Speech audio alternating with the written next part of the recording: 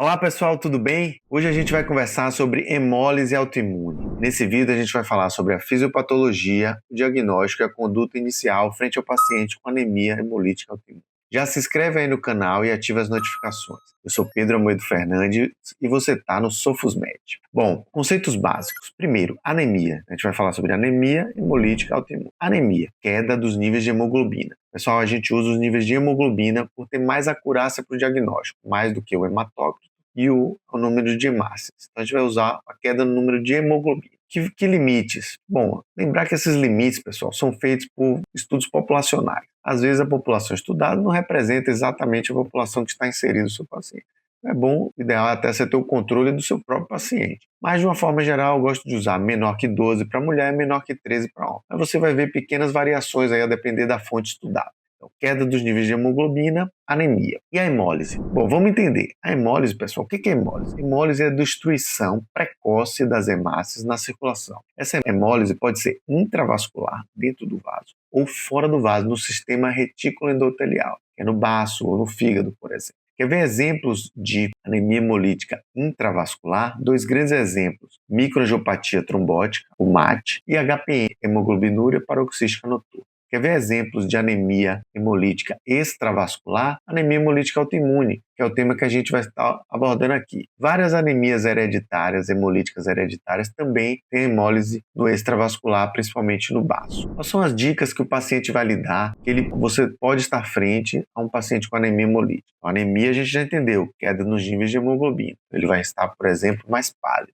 Mas na hemólise você vai ver também uma leve icterícia, aquela coloração mais amarelada por causa do aumento da bilirrubina. Outra dica, esplenomegalia. Como eu citei, um componente importante da hemólise, principalmente extravascular, é no baço. Então, esplenomegalia. Coisas na história que você deve pescar. Como eu falei lá, anemia hemolítica hereditária, aquelas hereditárias. Então, história familiar. Uso de medicamentos, pois alguns medicamentos podem desencadear anemia hemolítica autoimune. E, como eu falei, hemólise intravascular. Como é que você vai ter algum sinal, pescar alguma dica que é hemólise intravascular? A urina avermelhada. Por quê? Hemólise intravascular, hemoglobina livre ali no sangue, sai na urina, aquele tom avermelhado marrom da hemoglobinúria. Então, a urina avermelhada pode ser um sinal de hemólise intravascular. Bom, o laboratório. Vamos pegar o laboratório da hemólise para a gente fechar aí o conceito. Anemia, queda da hemoglobina, e hemolítica, hemólise. O que acontece na hemólise? Com a destruição das hemácias, meia-vida vai diminuindo, a medula começa a lançar mão de células mais jovens. Reticulócito, cells, são as células mais jovens, células maiores por vezes. Então, o aumento do reticulócito, reticulocitose. Quando você olha a lâmina de sangue periférico, pessoal, olha que interessante. Como as células jovens vão caindo na circulação, às vezes são as células maiores. Quando tem muito dessas células, você pode começar a ver uma anemia macrocítica. Pessoal, estatisticamente, a principal característica da anemia hemolítica é ser normocítica, mas ela pode se tornar macrocítica com mais células jovens indo para a periferia. Outra coisa, essas células jovens, pessoal, elas podem ter a coloração diferente. Então vai dar vários tons de coloração na lâmina. Isso é a cromasia. Então, olha que interessante. A lâmina pode te mostrar uma anemia macrocítica e com policromasia. Bom, a gente vê o aumento de reticulócito. O DHL, ou LDH, como algumas regiões chamam, é uma enzima dentro da hemácia. Quando ela é lisada, aumenta o DHL ou LDH. Reticulocitose, aumento de DHL. Outra coisa que sobe, bilirrubina indireta. Hemólise, hemoglobina, o metabolismo dela aumenta a bilirrubina indireta. Uma hiperbilirrubinemia leve, geralmente não passa de 5. Aumento de reticulócito, aumento de DHL, aumento de bilirrubina indireta. E outro exame fundamental, a aptoglobina. Os níveis de aptoglobina descem, diminuem ou até ficam indetectáveis. A aptoglobina, pessoal, é uma alfa-globulina que se liga à fração globina da hemoglobina. E aí os níveis séricos de aptoglobina baixam. Então, reticulocitose, aumento de DHL, aumento de bilirrubina indireta e queda dos níveis de aptoglobina aí fecha o quadro de hemólise. Então, olha, tranquilo, pessoal. Outro diagnóstico. Anemia, queda de hemoglobina com hemólise. Aumento de DHL, aumento de bilirrubina indireta, aumento de reticulócitos e queda da aptoglobina, você faz a anemia hemolítica. Agora trazendo componente imune. Só lembrando, a gente está conversando aqui de anemia hemolítica autoimune. E aí a gente chama de AHAI, né, a sigla, anemia hemolítica autoimune. A AHAI, pessoal, é a principal forma de anemia hemolítica adquirida, seja por sua frequência, seja por seu potencial de gravidade. Agora, conceito interessantíssimo e importante. Como é que ocorre a hemólise na anemia hemolítica autoimune? ocorre por causa do fenômeno da opsonização, pessoal. Na superfície da hemácia, os anticorpos se depositam na superfície da membrana da hemácia. E quando eles passam ali,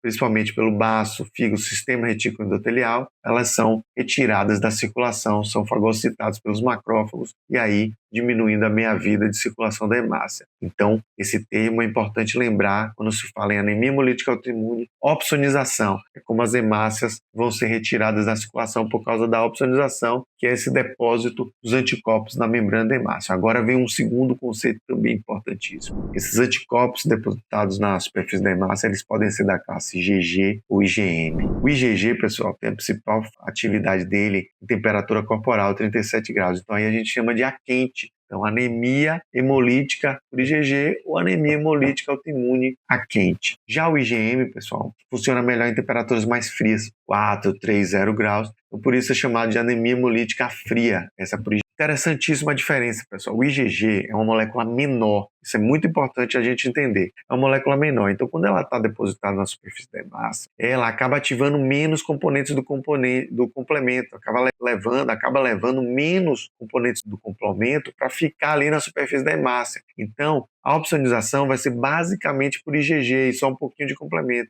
Isso vai fazer com que a hemólise seja muito importante no baço. Já o IgM, pessoal, é uma molécula maior. Então, junto com a IgM, vem mais componentes do complemento. E aí faz com que a hemólise fique muito importante no fígado. E olha só, quando se tiver muita IgM, pode ocorrer até uma ativação de a membrana e ocorrer hemólise intravascular. É importantíssimo vocês saberem essa diferença. Anemia hemolítica autoimune a quente por IgG, basicamente opsonização por anticorpo por IgG, hemólise no baço. Por IgM a frio, IgM mais complemento, hemólise mais significativa no fígado e às vezes até intravascular. Se tiver muito IgM, mais complemento e aí hemólise intravascular. Muito importante vocês saberem esse conceito. Então vamos falar primeiro da anemia hemolítica autoimune por IgG ou a quente, que é o que a gente mais vê. Bom, mais de metade delas não tem uma causa aparente, é o do que a gente chama de idiopática, anemia hemolítica autoimune idiopática. Os anticorpos são contra o sistema RH e a hemólise é muito importante no baço, como a gente já falou. Algumas coisas podem gerar anemia hemolítica autoimune, como algumas drogas ou medicamentos, algumas doenças reumatológicas, a clássica, leucemia linfocítica crônica. A primeira manifestação da LLC, pessoal, pode ser uma anemia hemolítica autoimune. Outras neoplasias também podem disparar uma anemia hemolítica autoimune, assim como infecções também, tuberculose, tomegalovírus, por exemplo. Então, tem essas causas de anemia hemolítica autoimune secundária. Mas, como eu falei, mais de metade das vezes é idiopática, sem essas causas relacionadas. Bom, a gente já aprendeu a fazer o diagnóstico de anemia e de hemólise. Faltou o imune para ficar anemia hemolítica autoimune. E qual é o exame que eu vou lançar a mão para saber se é imune? O CUMBS. CUMBS direto, pessoal. Ou TAD, teste da antiglobulina direta. CUMBS direto ou TAD é o que vai me dizer se tem anticorpos na superfície da hemácia. Só um parêntese aqui, existe aquele outro CUMBS indireto, o PAI, pesquisa de anticorpos irregulares, que ali me mostra se tem anticorpos, antihemácias no soro do paciente. Isso vai ser mais usado na medicina transfusional. Aqui, para anemia hemolítica autoimune, a gente vai usar o CUMBS direto ou TAD. Então, como é que ele é feito? Você pega o soro do paciente e vai botar o soro de CUMBS, que nada mais é do que anti-imunoglobulina. Tem hemácias com as imunoglobulinas, os anticorpos, você bota um anticorpo aqui, quando eles aglutinam, você vê o teste aglutinado, ou seja, o teste positivo. CUMBS direto positivo vai me dizer que é uma anemia hemolítica autoimune. Então, anemia, queda de hemoglobina, hemólise, anemia hemolítica, reticulócito alto, LDH alto, bilirrubina indireta alta, aptoglobina baixa, imune, CUMBS direto positivo.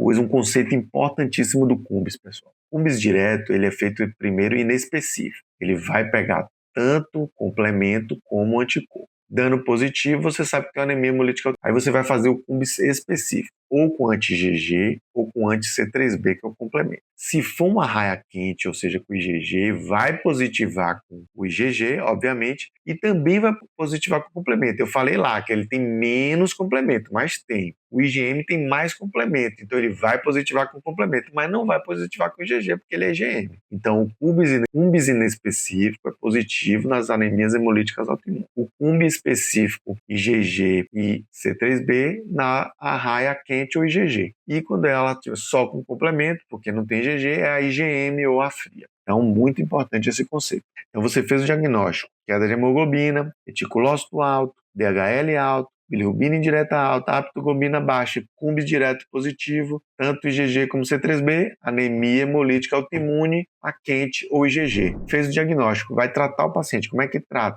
Tratamento de escolha, primeira linha, corticoide, prednisona 1 a 2 mg por quilo dia. Começou o tratamento. E qual é a função do corticoide aí? Qual é a ação do corticoide? É reduzir justamente a afinidade dos receptores com os macrófagos do baço para evitar essa hemólise ali no baço. Como eu falei, anemia, a raia quente, o IgG, a hemólise é muito no baço. Então essa é a função principal do corticoide. Começa o corticoide, quando a hemoglobina subir de 10, você começa o desmame, vai ser um desmame gradual, aí em torno de 3 a 6 meses você suspende a medicação. Essa abordagem aí vai resolver mais de metade dos casos, mas uma boa parcela vai ficar dependente do corticoide ou vai recair. E aí você vai ter que ir para o tratamento de segunda linha. Se o corticoide não funcionou, a segunda linha pode ser ou a esplenectomia, você tirar o baço, a hemólise é mais lá, você vai tirar essa hemólise, ou o rituximab, que é um anti-CD20 que vai depletar linfócitos B, vai diminuir a produção de anticorpo, você diminui a hemólise também,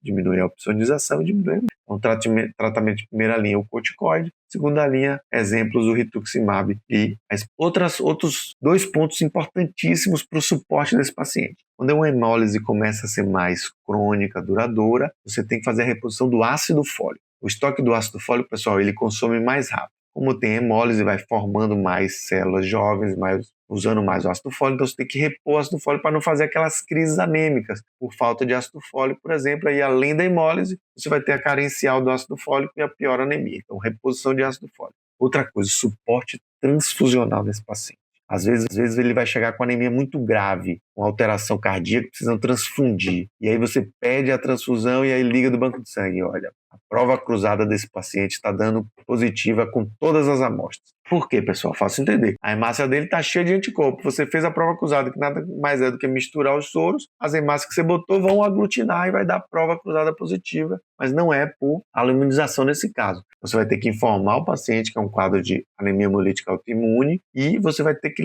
autorizar a transfusão mesmo com a prova cruzada positiva.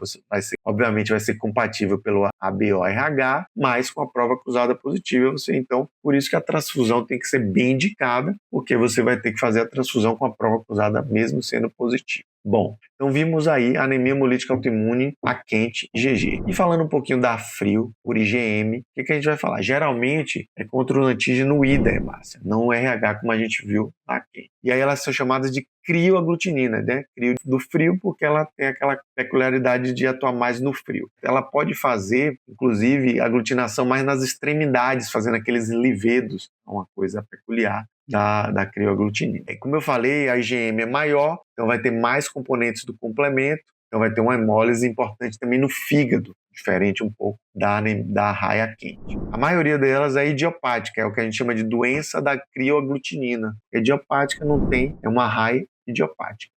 Geralmente pacientes mais idosos do que na raia quente, e ela também pode estar relacionada a algumas doenças proliferativas e reumatológicas. E uma coisa bem interessante é infecções também, e é clássica a infecção do trato respiratório por Mycoplasma pneumoniae, pode desencadear uma raia a frio. Outras peculiaridades, como é que você vai fazer o diagnóstico? A gente já viu de anemia, vocês já estão cansados, já aprenderam, né? Anemia, hemólise, o CUMBS positivo. Aí a peculiaridade, o CUMBS vai ser inespecífico positivo. Quando você for para o específico, o com IgG vai ser negativo, obviamente, e o com complemento vai ser positivo. Você vai conseguir diferenciar. Outra coisa importante, você colher o sangue do paciente e botar na geladeira, 4, 3 graus, 0 graus, ele vai rapidamente formar os grumos, vai aglutinar no frio, mostrando que ali tem uma crioaglutinina. Você pode fazer a titulação dessa crioaglutinina. Com a amostra a 0 graus, você vai titulando e vai vendo até onde ela aparece e você titula a crioaglutinina. Então, anemia, queda de hemoglobina, hemólise, aumento de reticulócito, aumento de DHL, aumento de bilirrubina indireta, diminuição de APO. Imune, CUMBS direto positivo. A raia frio vai ser o CUMBS inespecífico e o CUMBS específico do C3b. Vai fazer o teste da crioaglutinina, botar a amostra a 4 graus e vai ver aglutinar e você vai titular, pedir a titulação das crioaglutininas e você vai fazer o diagnóstico de arraia a frio. E aí como é que você vai tratar? Aí vem um desafio. Como eu falei, a doença por IgM, a hemólise não é tão importante no baço. Então o corticoide, onde a principal função do corticoide é justamente diminuir a sua pressonização e a hemólise no baço, vai ter pouca eficácia aqui na arraia a frio. O corticoide aqui tem pouca eficácia, a resposta não é boa. Esplenectomia. Como eu falei, a hemólise passa a ter uma importância no fígado, então esplenectomia também tem pouca eficácia na arraia a frio. Uma opção, o rituximab. O rituximab que a gente já viu é uma opção aqui, você fazer anti-CD20, que é um marcador de linfócito B, depleta, diminui o anticorpo e passa a ser uma opção também para arraia a fria. Então eu tenho esse desafio maior para tratar. E aí, pessoal, então dando uma resumida, para vocês mais uma vez lembrarem, anemia hemolítica autoimune, queda de hemoglobina, hemólise, aumento de reticulócito, aumento de DHL, aumento de bilirrubina indireta, diminuição de hábito, anemia hemolítica, anemia hemolítica, e o imune vem do CUMBS direto ou TAD positivo, e inespecífico vai ser tanto a quente como a específico. Se for IgG e C3, é a quente IgG, se for só o complemento, é a frio IgM, a IgM, a hemólise é mais no fígado, IgG mais no baço, a IgM pode ter até uma hemólise intravascular, se tiver muito. Tratamento corticoide é principalmente para diminuir essa opsonização no baço, então o corticoide é mais para arraia quente e pouca eficácia na arraia a fria. Gostou do conteúdo, pessoal? Então compartilha com seus amigos e até uma próxima.